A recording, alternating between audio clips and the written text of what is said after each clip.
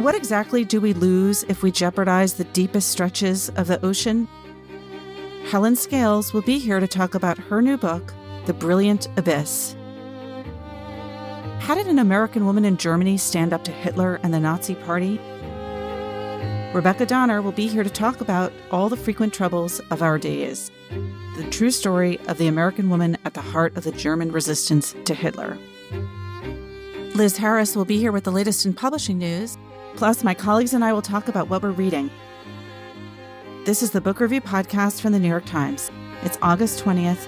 I'm Pamela Paul.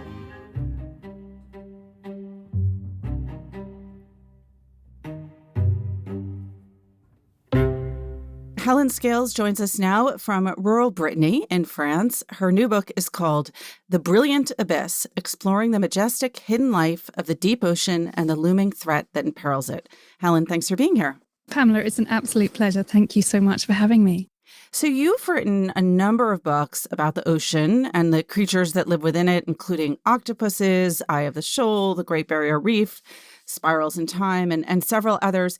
How do you find your subjects each time?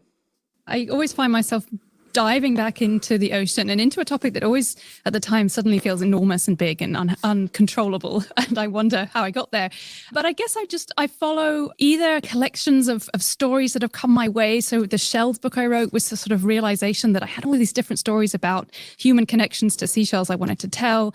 And then for this latest one about the deep ocean, it was this, a kind of deepening of my awareness of the importance and the enormous wonders of the ocean, and realizing that there were incredible stories to tell from those dark depths that we don't really get to see so much. Obviously, these are all different subjects about the sea and sea life, but they are all about the ocean. What got you interested in the ocean to begin with? So I've been an ocean kid, I guess, certainly from my teenage years. I was always a very nature-loving kid. I was always running around outside, enjoying the mud and the creatures outdoors. And then, I spent a lot of family holidays in the English equivalent of where I am right now in France. The northern bit to us is Cornwall, which sticks out into the Atlantic. So I was very used to exploring those coasts. And so I think that's when the sea kind of seeped into me, into my blood, if you like. And then, in my teens, I learned to scuba dive. I put my head in the water for the first time, breathed like a fish, was completely hooked by the physical sensation of it. And then took my first open water dive, saw my first fish, and that was it for me. It was just occupying that world and seeing what happens beneath that water line. I think for me, it was just so intriguing to immerse myself in this other part of our world that you don't normally see. And I just wanted to know more and more about it. So for me, I think it really began with my personal exploration, and it kind of took off from there, really. I can see already that it's going to be impossible to avoid all kinds of puns during this conversation, like deep dive and immersing yourself and plunging in and all of that. But we'll just put that aside and people will just have to forgive us. But since you mentioned scuba diving, I'm curious, how deep do you go, given that this is a book about the deep sea? Actually, I have not been into the official deep myself, but then a lot of marine scientists who specialize in the deep ocean don't actually get to go there. That's one of the wonderful things about deep exploration, is that there's so much technology at our fingertips to do it remotely. So, I went on a deep sea research expedition as part of the book, spent some time in the Gulf of Mexico. But, I was almost kind of frustrated that we all had to stay on the ship. And that was the way it was. You stay on board, you send robots down there, 2,000 meters, so sort of 6,000 feet beneath you, and you're seeing into this world and you're doing studies and you're manipulating stuff with this amazing piece of equipment, but you're not going there yourself. You're just sort of this remote explorer, if you like, even though we're pretty close, we're hovering above it. So personally, I've only scuba dived. I haven't yet been inside a submersible. I'm still waiting for my invitation from someone who has one to let me come on board. And I would definitely do that, although I am a bit claustrophobic. So it would be a case of kind of getting over that and deciding it was worth my while to get down into the very deep parts of the ocean. So on my own, scuba diving, I've been to about 40 meters, so 120 feet. You refer to something as the official deep. What is the official deep? Because 120 feet sounds pretty deep. The beginning of where the conditions in the ocean change significantly. And we're talking about pressure, we're talking about specifically sunlight. So really the deep ocean is where sunlight is running out. And that's a really important factor for life in the oceans. And in fact, it wasn't so long ago, maybe 200 years ago, that most people, scientists, the brightest minds we had, assumed that life only went down as far as pretty much sunlight reaches. So the first 600 feet or so, that's the sunlit zone of the ocean that we know of. It's where the most of the life that we know in the ocean exists, in that upper layer.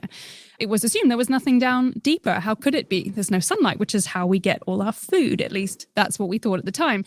And the pressure is so high and it gets really cold and dark. So how can anything survive? But actually the whole idea of life in the deep, and what's so fascinating about it, is that life does go all the way to the very, very bottom, down to like 7 miles, which is the deepest point just about.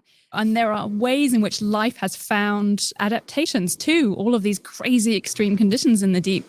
And that's what we're really doing a lot of the time as marine biologists working in the deep is finding that stuff and asking the question, how are you here? And often we're coming up with some pretty crazy answers to those questions as well. When did we find that out, that there actually was life all the way down there?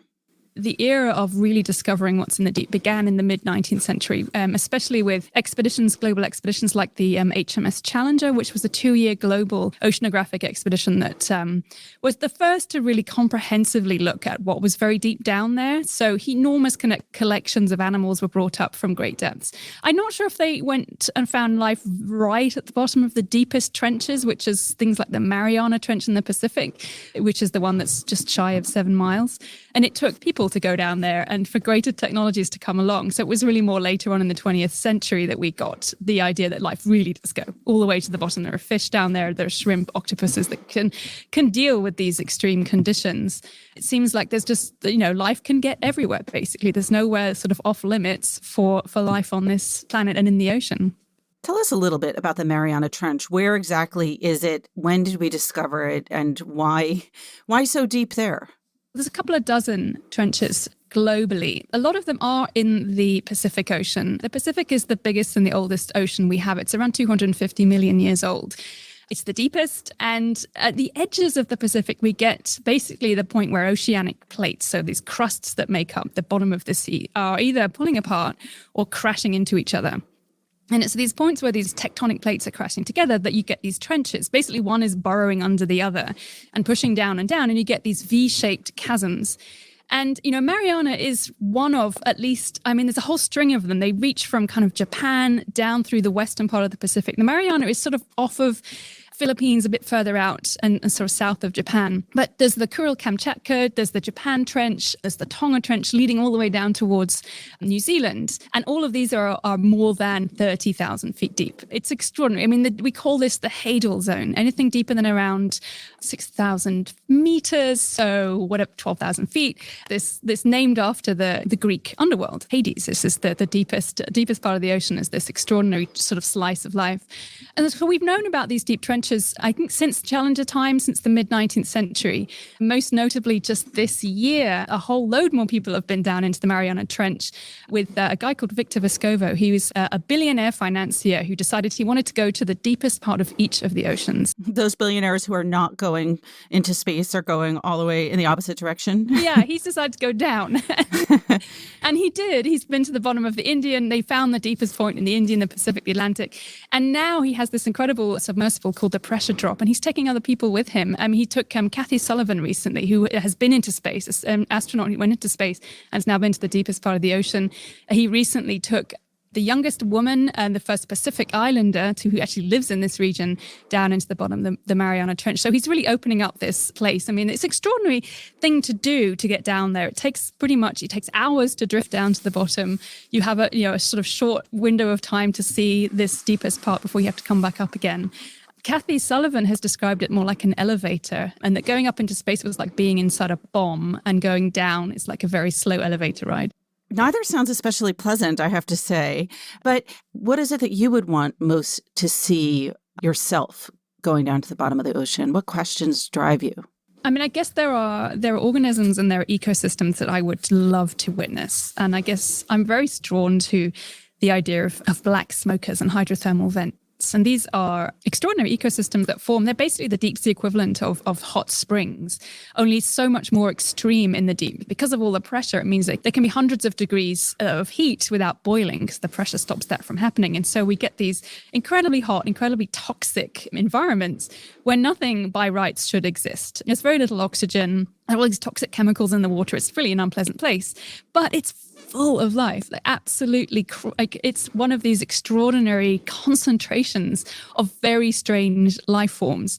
They were first discovered in the late 70s, just off of the Galapagos Islands. And it was geologists who went to look for these things. They'd had this idea there were hot plumes of fluids coming up from the seabed. And I should say these form not where plates are colliding like trenches, but where they're pulling apart. And you've got this kind of hot magma not too deep in the seabed. It's heating up fluids, causing all this crazy conditions. So the geologists went down thinking that they were just going to look at sort of like a deep sea volcano, basically. Lo and behold, it was covered in life. Giant tube worms as tall as a human being. And since then, we've been going back and discovering more and more life. So, if I could take a submersible down, I'd go to one of the hydrothermal vents we haven't been to yet, look out the window and maybe see animals that no one has seen yet. I would love to do that. All right, now I want to get back to your question that you asked earlier of these creatures. How are you doing this? How do they survive? How did they evolve down there? Staying with the vents, I mean, this was the extraordinary thing. Not only did these organisms have to deal with what everything in the deep sea does, which is the pressure. We're talking, by the time we're getting down to what we would call the abyss, so around about 12,000 feet down, the pressure is as high as if you had a large African elephant stepping on every single square inch of your body. Pressures start to get so high that it isn't just a question of kind of, it's getting a bit uncomfortable, but your cells can't really function. Your molecules are starting to get bent out of shape. And yet, at a molecular level, we have all these amazing adaptations that these organisms have. They basically kind of produce chemicals that protect them, stuff that's happening on this very small scale to keep themselves alive. But then we look at things like on hydrothermal vents and say, well, how are they surviving? How are they feeding themselves? That's another big question. What food is available in this dark deep where there's no sunlight, so there's no plant life down there. So the base of the food chain that we know of out here on land just doesn't exist. There is some that falls down from above, particles of plankton that kind of fall down once they've died, and we call it marine snow, which sounds kind of nice, but it is mostly just dead remains of sea creatures from the surface. And that is the food that most organisms and animals in the deep feed on. So we have wonderful things drifting around like jellyfish, like vampire squid. What's a vampire squid? They look pretty terrifying. They're this kind of blood red squid. They have a bone white beak with hooks on their tentacles. They look pretty fearsome, but actually they are the most gentle creatures. They're about the size of a football, I would say. And all they do is catch this marine snow as it's drifting down. They put out a filament, like a long kind of lure. It looks like a fishing line. And they let these particles, which just drift down from above. It does look like it's snowing in the deep. And they collect these organic rich particles and they pack them into little snowballs and they stuff them in their mouths. And that's how they feed. And a lot of other animals in the deep do the same thing. They'll either pick up this snow that's landed on the seabed or they'll catch it on its way down through the water column. But these vents ecosystems, these incredible black smoke, they form these tall chimneys. That's why we call them black smokers. There's fluids pouring out of them looking like, something out of some kind of version of hell, I guess.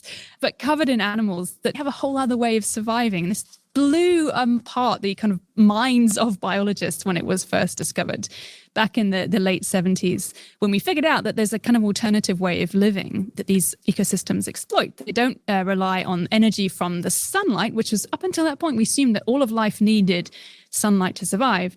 These guys survive on chemical energy instead. So instead of photosynthesis, it's this dark alternative called chemosynthesis. Essentially, it's microbes. So rather than plants and seaweeds, it's just little microbes, bacteria that are harnessing energy from chemicals that are pouring out of these vents. And then pretty much everything else eats those microbes. So, for example, one of my favorites are things called yeti crabs. That's kind of their nickname. These little white crabs were discovered a while ago. They have wonderful fairy arms. So these great big long fairy arms, hence yeti crabs. They don't eat marine snow. I think that would have been kind of poetic if they did. Turns out that basically they grow these microbes in their fur. So they're farming these chemosynthetic chemical harnessing bacteria in their fur and then it's just eating them. That's what they do. That's how they survive down there. So it's pretty strange, very, very different forms of food webs down there. I guess that's one thing we're learning from the deep is that life can be very different. And we've really had to open our minds as to thinking about what life can be. And the deep is showing us that it can be a lot of very, very different things to life out here on land. But we're all here on Earth, and we're all occupying this same incredible space together. And we're all interconnected, as we know, increasingly in a distressing way when it comes to the environment. How is the deep sea environment important to the rest of the planet? If things go awry down there, and I'm going back to the second part of your subtitle, the looming threat that imperils it, if things go awry down there, what do we care up here? Why should it matter? With the oceans in general, this is an issue of it being out of sight and out of mind. And then the deep sea is just the extreme version of that we know. Very few people get to go there, or even see it directly. And yet there are really important connections from the air that we breathe to the food that we eat. The deep ocean, it's an enormous volume, something like 1 billion cubic kilometers, if you can imagine that much. But this huge volume that we have of the deep has absorbed enormous amounts of heat. So 90% of the heat that's been trapped in the atmosphere by climate change has ended up in the deep ocean. So already it's saving us from a really catastrophic version of climate change than we already face. So, the deep is saving us from that. It's absorbing carbon on an enormous scale. So those sorts of climate processes are really tightly wound up in the deep ocean. And then, there's things like the fact that, in fact, something like 25% of all the fish that we're catching from the ocean is fed by nutrients that are flowing back up from the deep sea as well. So it's like the deep is generating nutrients, it's taking carbon out of the atmosphere, it's taking heat, it's making things work on a scale that we're still also learning more and more about those different connections. It's full of potentially new chemicals that we can make medicines out of, all sorts of things we could be using the deep for, and stuff that we are just kind of taking for granted right now because it's all just happening without us realizing it. The air we breathe, the climate that we inhabit, we have the deep ocean to thank for a lot of things. Well, obviously, we should all care about it a lot more. And we should read this book. The title again is The Brilliant Abyss, Exploring the Majestic Hidden Life of the Deep Ocean and the Looming Threat that Imperils It. Helen, I hope this pushes your name up a little bit further on the wait list for the next submersible. Thanks so much for being here. Thank you. It's been a real treat. Helen Scales' new book is called The Brilliant Abyss, and it's reviewed on the cover of the book review this week.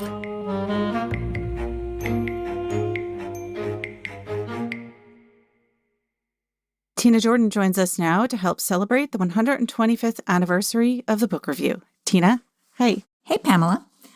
I'm going to bring you today one of my favorite op-eds from the book review, and it's not something we do anymore, but in the past, actually for the first few decades of the book review, we ran op-eds every week.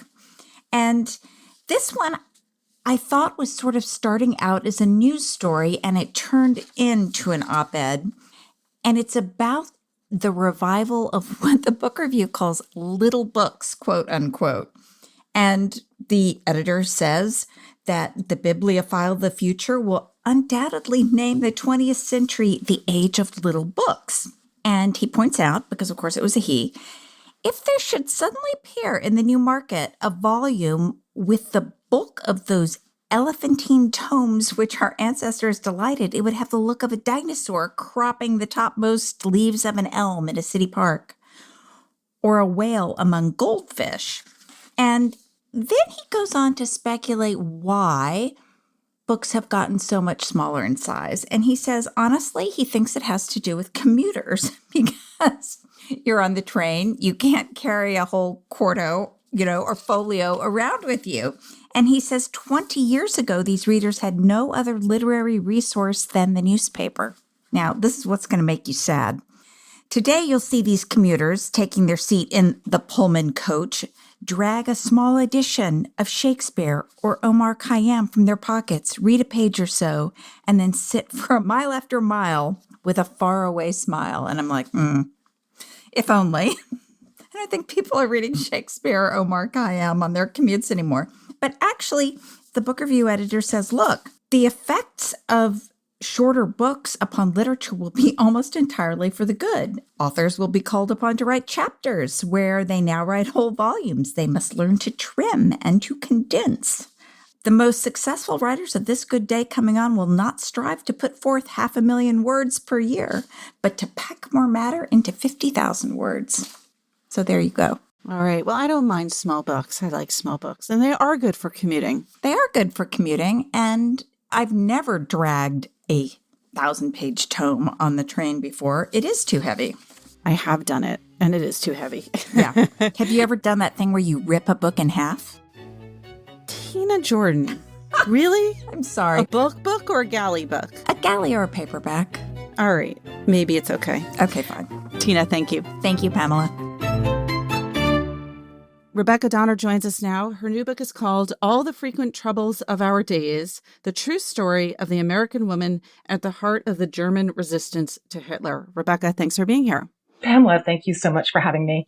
And it's also a New York Times bestseller, so congratulations. Thank you so much.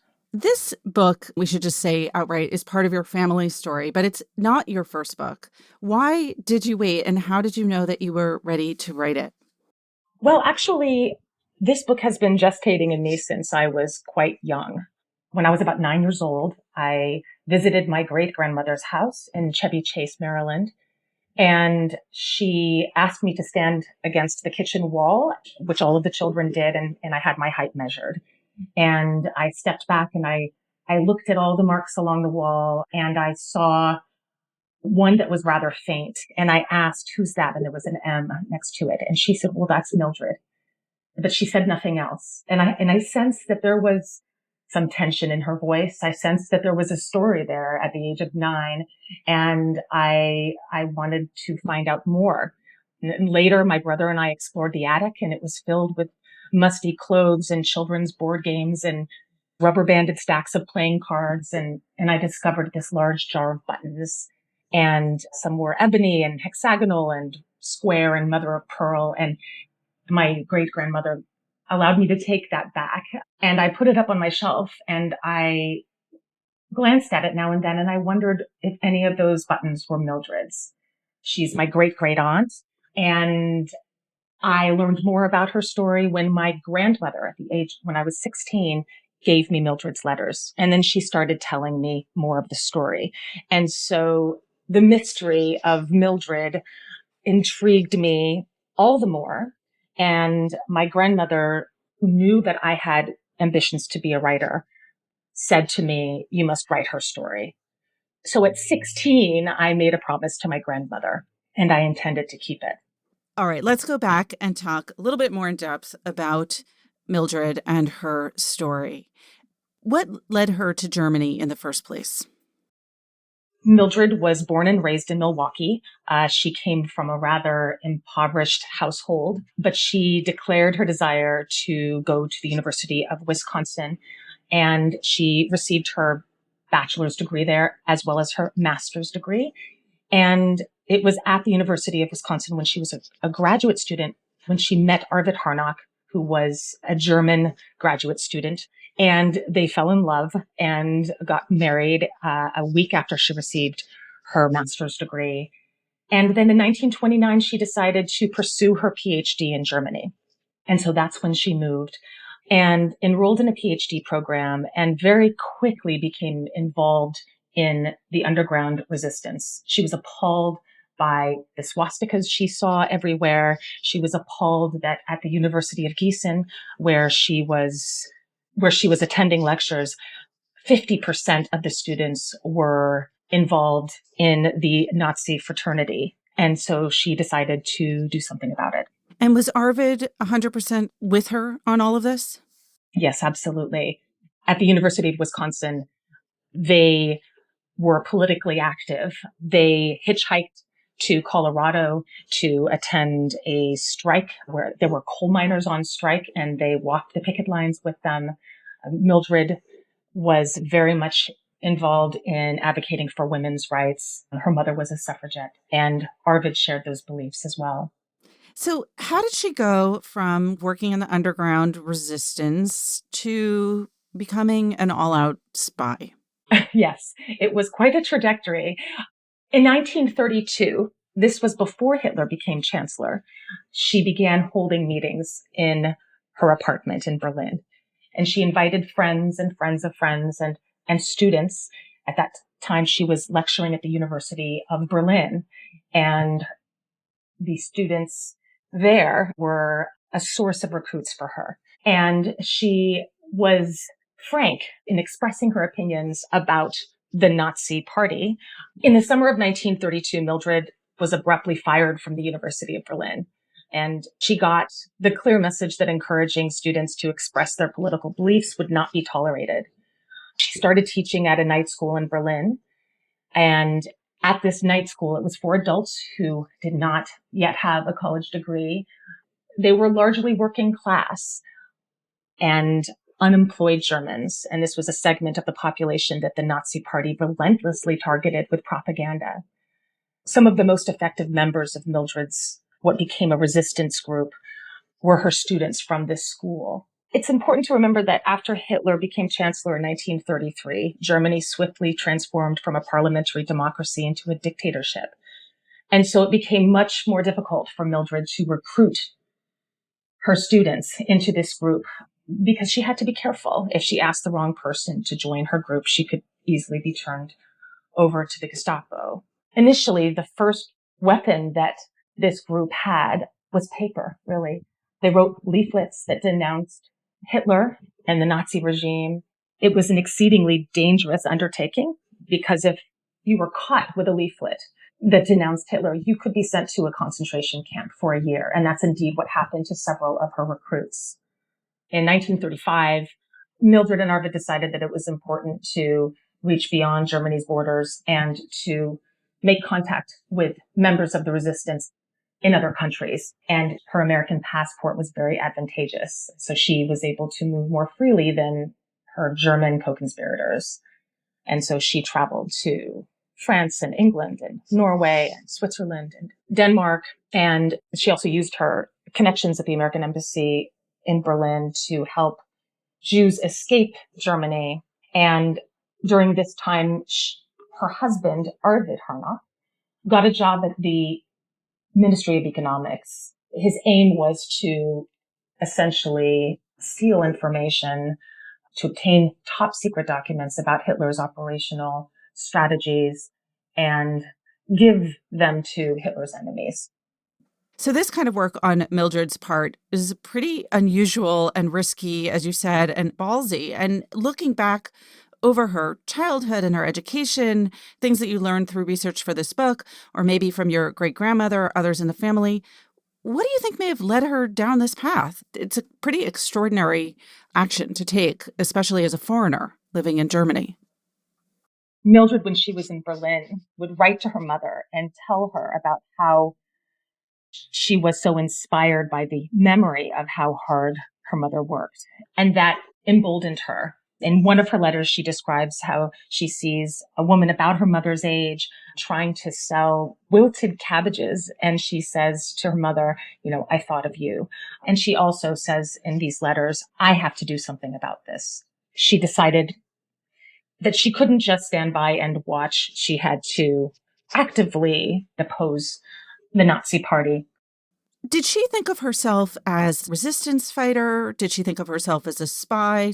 What did she see as her role? Oh, she most definitely saw herself as a resistance fighter, and she certainly did not see herself as a spy. She engaged in acts of espionage in order to undermine the Nazi regime, but she never met with a control officer. She never accepted money. She worked in an unofficial capacity, you might say. In 1939, when she began involved in espionage on behalf of the United States, it must be remembered that the United States had no centralized intelligence agency at that time. And so she had an arrangement with a diplomat at the U.S. Embassy in Berlin to pass information that Arvid, her husband, had obtained top secret intelligence about Hitler's operational and military strategies. She had an arrangement with this diplomat, Donald Heath, that they would use his son, his 11-year-old son, as a courier. And the son would show up at Mildred's apartment twice a week for tutoring sessions.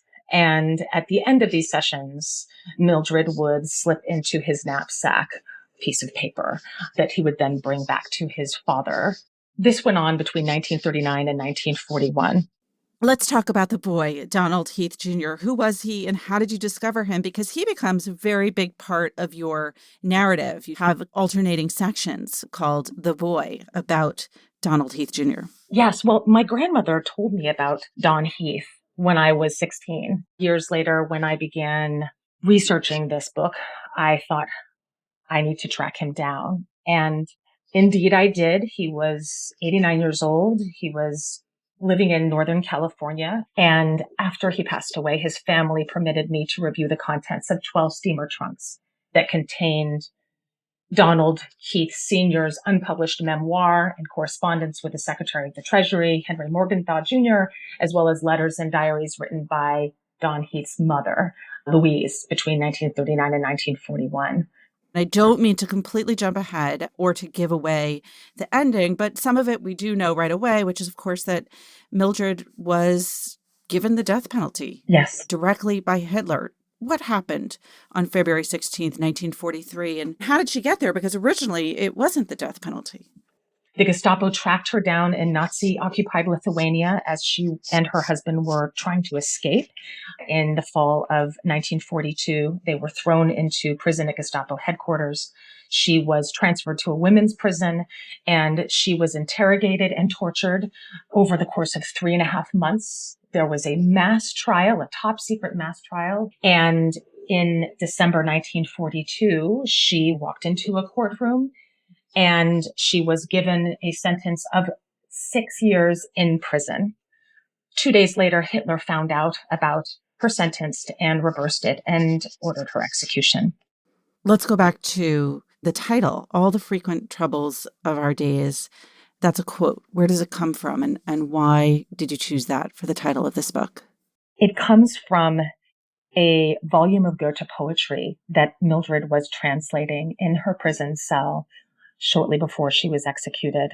A prison chaplain who was secretly in the resistance visited her about an hour before her execution, and he saw her bent over this book, scribbling in the margins with a pencil stub, and she was scribbling translations of these poems. And so All the Frequent Troubles of Our Days is a line from one of these poems. And why did you choose that as the title?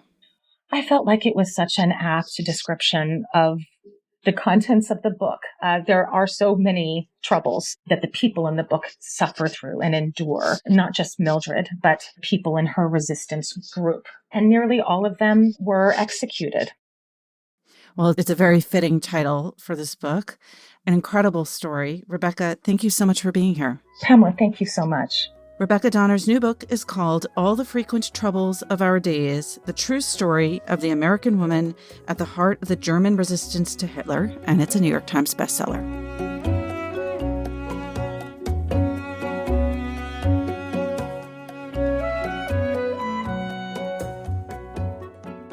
Elizabeth Harris joins us now with some news in the publishing world. Hey, Liz. Hi, Pamela. So the big book news this week is that Hachette, which is one of the 5 biggest publishers in the country, has agreed to buy Workman Publishing, which was one of the biggest independent publishing houses. They're known for books like What to Expect When You're Expecting or Braincrest workbooks, which are huge in my household. They're like little brain teasers for kids. Hachette has agreed to pay $240 million for them. And this is just the latest in a march towards consolidation that's been haching in the publishing industry for years now. Penguin and Random House merged in 2013. News Corp, which owns HarperCollins, bought the romance publisher Harlequin. Hachette recently bought Perseus Books. And right now, there's a group of 5 big publishers that have just a huge amount of market share. But Penguin Random House has agreed to buy Simon & Schuster, which, if that is approved by federal regulators, would make that number of big players in the industry even smaller. And sort of instead of the big 5, there would be the big 4. So this is just another step in the big ones getting bigger. And it's just really difficult to compete on a number of levels, but like on just a basic infrastructure level, it's really difficult to be a small player when the big guys have these whole distribution channels and warehouses and all of this stuff that the little ones just don't have. All right. I'm curious about the motivations on each side. So Workman, of course, was founded by the late Peter Workman, was this always very proudly independent publisher with its own very particular culture. It's focused on backlist over constantly prioritizing front list. As you said, like some of their bestsellers from way back when are still their best-selling books. Why do they want to sell themselves? Peter Workman died a few years ago, and his wife, Carol Ann Workman, has been running it ever since. And she said that the succession plan for the business is, as you said, it's been a family business, has always been to sell. And they went into this process open to a number of different possibilities, but Hachette made the best offer. And one of the things that she in particular was very passionate about was trying to protect the staff. She's not just trying to be nice to her employees. They have sort of a unique mix at Workman. They own a lot of their own intellectual property, which basically means that a lot of the books they produce are their own ideas. And so the staff is responsible for coming up with these great ideas. So her view was, if you start cutting away at the staff, you're cutting away at our idea machine. You're cutting away at what makes it such a strong company. And Hachette made an agreement to basically keep the company whole and just absorb it. And then from Hachette's perspective, they're very strong in fiction. They want to grow a bit in nonfiction, and Workman, is very strong in nonfiction. They also really want, as you said, the backlist. Their backlist is really, really strong. I mean, so What to Expect When You're Expecting has become sort of its own little franchise with a bunch of different pregnancy and parenting books, and they have more than 40 million copies in print of those books. And they also just have little books that just kept chugging along for decades. They published a book in the mid-70s called Carrots Love Tomatoes, which is about plants that grow well together in your garden. And it's been reprinted 87 times. 87 times? That's crazy. Yeah, every year people just want to know, okay, what do I put in my garden? And so they just keep buying this book. And so they have this incredibly strong backlist that was very appealing to Hachette. Got it. The consolidation movement marches on. What else is going on? Well, another story we had this week was about books on race and racism in America. So over the past year, books on these subjects have sold really quite well, and in some cases, incredibly well. How to Be an Anti-Racist by Ibram Kendi has sold nearly 2 million copies since it was published 2 years ago, which is just enormous for a nonfiction book on a serious subject. But most of the books that have been out in the world over the past year on these topics have come at it from a progressive perspective. And now there are books coming out on race in America through a conservative lens. And some of these are starting to do really well also. There's a book called Blackout, How Black Americans Can Make Its Second Escape from the Democrat Plantation, which is by the right-wing media personality Candace Owens. And that has sold 480,000 copies since it was published in the fall by a conservative imprint at Simon & Schuster. There are a bunch more of these books coming out with titles like I Can't Breathe, How a Racial Hoax is Killing America, and Race Crazy, BLM 1619, and the Progressive Racism Movement. So part of what's happening here is conservative publishers are seeing an opportunity in the backlash to the national conversation about race and racism in America. And then very specifically, they're seeing a market in books that address critical race theory specifically, which is having quite a moment of its own. Critical race theory is an academic framework that looks at the role of the law and other institutions in racial inequality and perpetuating racial inequality, rather than focusing on the prejudice of individual people. And critics say it's divisive and it portrays whiteness as inherently bad and unfairly paints the country as irredeemably racist. But academics who embrace critical race theory say it has been intentionally misrepresented. So now critical race theory is all over conservative media outlets like Fox News. And all of this is happening as the Republican Party plans to focus on culture war issues as it tries to retake the House and Senate in midterms next year. And at the state level, this has really exploded, and at least 21 states have introduced or passed legislation that restricts how schools can address race or racism in classrooms. So all of this is to say that there's a lot of interest in these issues on the right. And the book American Marxism by the best-selling author Mark Levin has a chapter on critical race theory, and that book sold 400,000 copies in just its first week on the market last month. A lot of these books on both sides are on the bestseller list. It's interesting, a kind of very polarized divide.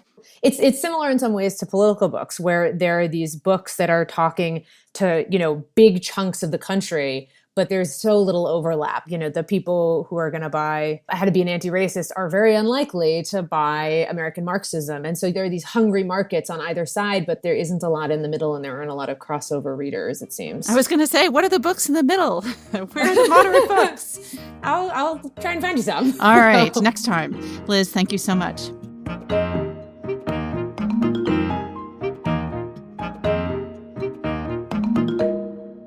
Joining us now to talk about what we're reading, my colleagues John Williams and Gal Beckerman. Hey, guys. Hey, Pamela. John, what are you reading? I often talk on here about what I'm reading outside of work, but I've been reading a lot for work lately, so I'm going to draw on that. I've reviewed a book this week called 4,000 Weeks, Time Management for Mortals by Oliver Burkeman, who's a British journalist based in New York. As you can tell from the subtitle, this is essentially a self-help book, but I would put it on the literary side of that genre. Berkman's a really good writer. He's very wry. He had a column for The Guardian for a long time, a weekly column called This Column Will Change Your Life. And he would sort of survey books somewhat like this and more of those kind of how to get everything done in 3 hours a day kind of books with a skeptical eye and with a sense of humor. And here he offers his own tips for productivity, but also philosophical ideas about why the entire way we approach time management is unhealthy. You know, the idea that we even think of time as these hours, as these units that we use for productivity, and that some are used well and some are used badly.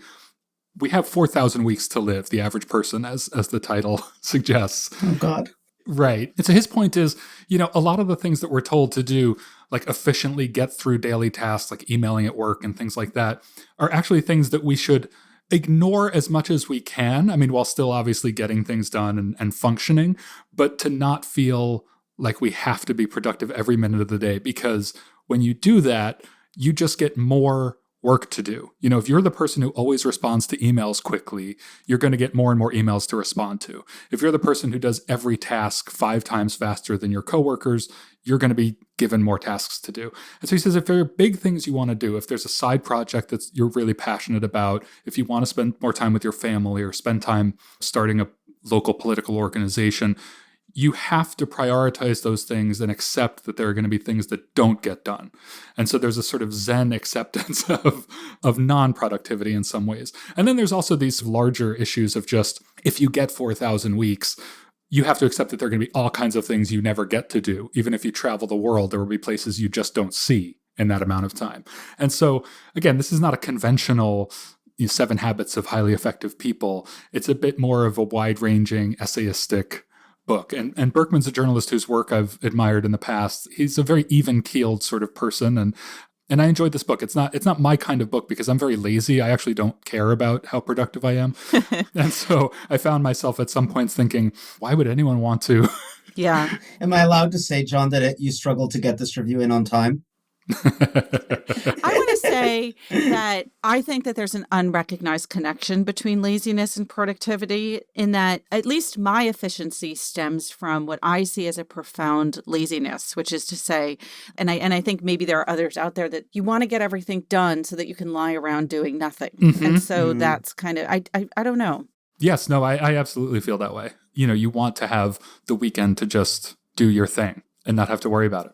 But the other part of me has a hard time justifying reading books about efficiency or time management or like about how busy we all are, because my gut instinct is to be like, yes, and so therefore I'm too busy to read this book.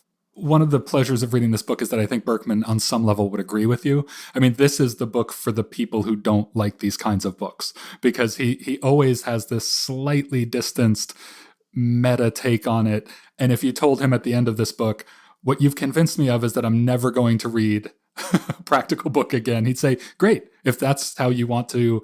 He wouldn't say use your time, because he doesn't like the idea of using time. But, you know, if he thinks if that's your priority, ditch them. Who cares?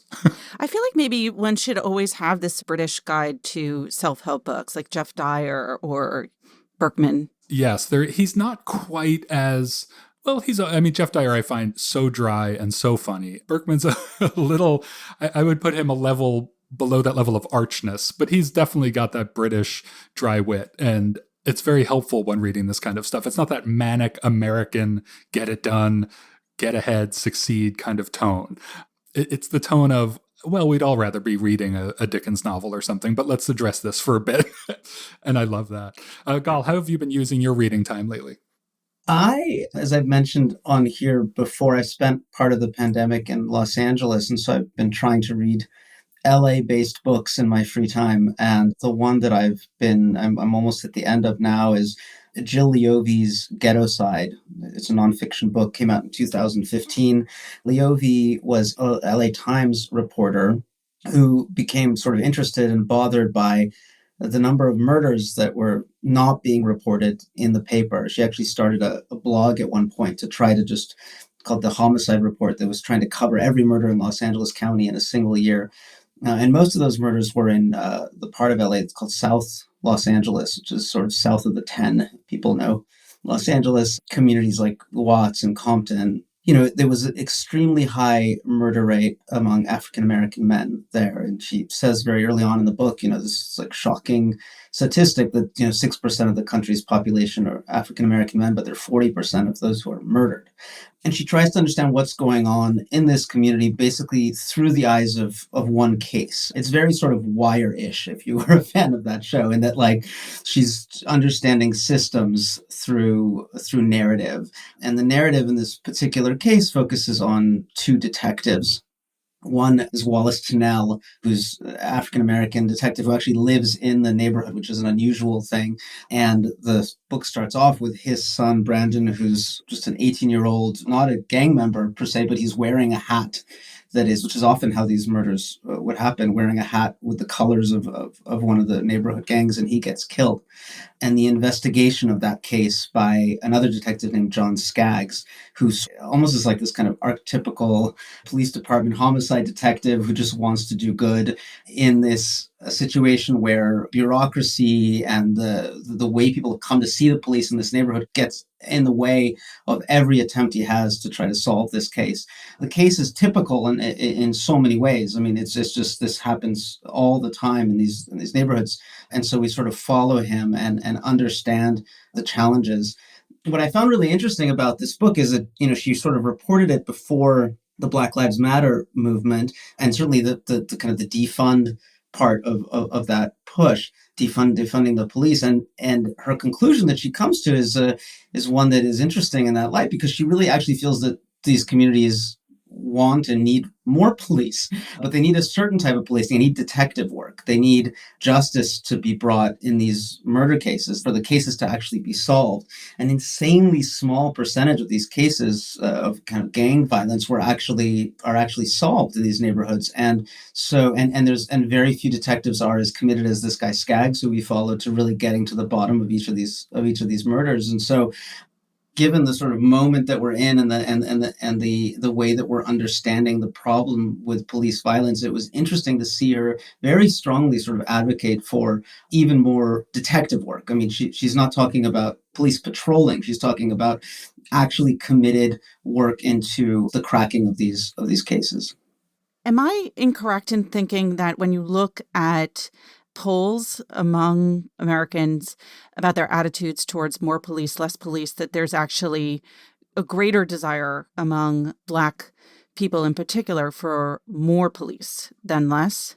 I've actually looked into this for reasons that I won't go into here, but it depends on the community. And in some cases, I wouldn't necessarily characterize it as more, but, in Minneapolis, for example, where the city council actually, in the middle of the Black Lives Matter protest last summer, said that they were going to abolish the police. There were polls done by the Minneapolis Star-Tribune just 2 months after that, in which 50% of the Black residents said that they didn't want that, So, and when you talk to people on the ground who are fighting to abolish or defund the police, they'll tell you, at least they've told me when I've reported this a little bit, that they encounter a lot of communities where that's not necessarily what they want. But I think it's complicated. And in this case, what Leovey is asking for, saying that is needed, is less of the sort of random patrolling, the stop and search, the arresting on minor drug charges. That is actually creating the animosity and the fear. What is needed is people who are professionals, who are trying to actually create a system of justice in these neighborhoods for when real crimes occur. So what about you, Pamela? What are you reading? So I recently read a book, the most recent book by George Packer, Last Best Hope, America in Crisis and Renewal. And he was here on the podcast talking about that book. I always like reading Packer's journalism. And I have to say, I never got around to reading Our Man, which I think Gall, you were a fan of Oh, that yeah. book, right? Yeah, very much so. And I want to read it. It's a lot longer than this one. So I did get to this one first. And, as people may recall, he wrote this using a political pamphlet as a model. So it is short and it had that advantage. But Packer's someone I admire not only as a thinker, but also he's a beautiful writer. And I was interested in this book because he's doing a rare thing, especially in our current very polarized political environment. He is empathetic and open to the other side. And then he also turns a critical eye to his own side. And he is, I think, fairly well known as very much a liberal writer. His book, The Unwinding, won a National Book Award. He's done a lot of foreign correspondence. He wrote the book, The Assassin's Gate. And just to do both of those things right now, to be open to trying to see what it's like in another person's shoes, politically speaking, and then also to turn a critical eye to question your own assumptions, it just feels really rare. I think it used to be, I don't know, maybe I'm idealizing things. I'm always inclined to think that things were once better in certain ways than they currently are. But I think maybe people across the political spectrum, but perhaps especially on the liberal side, used to be more open to having their own assumptions questioned. Again, maybe I'm wrong. It feels good that he's doing that. One other thing to say about this book is that I sort of surprised myself in wanting to read it, in that I've had a real aversion to reading books that look at contemporary politics, even though I know there are a lot of good ones out there. And I have many of them kind of sitting on my bookshelf, wanting to be read. One example is a book that our colleague Jen Salai gave a really positive review to, which was Tim Alberta's American Carnage: On the Front Lines of the Republican Civil War and the Rise of President Trump. I know it's supposed to be good. I know it's full of juicy tidbits and that the reporter got a lot of people to talk. But then I look at the title and I'm like, Carnage, Front Lines, Civil War. And I just am like, it's bedtime. Is this where I want to be? So I never end up reading them, or rarely in the last 6 years have I read them, but this is one I did read and enjoy. I've heard you talk about this book, Pamela, and you mentioned that he categorizes various political ideologies on the right and the left. Is it actually sort of a helpful way of thinking through where we're at? I think so. And we talked about this in the podcast. He divides America into 4 groups. I found it a helpful framework because while 2 are broadly speaking on the right and 2 are broadly speaking on the left, I think he persuasively delineates the fissures on both sides. So he has on the right what he calls free America, which is the more libertarian streak, maybe a more traditional streak of American conservatism. And then he has real America, which is sort of the more populist group on the right. And that the name Real America comes from Sarah Palin. So it's that Just Like Us school of American politics. And I think probably fundamentally explains in particular Donald Trump's following. And then on the left, and here again, I think just even in these names, Smart America, which, he doesn't entirely mean as a compliment, and Just America. What's interesting about all of these names is that you can, I think, pretty quickly, if you're a politically aware person, grasp what he means and both the upside and the downside of each of those words, because there really is a clear double meaning in both of those, in all of those terms.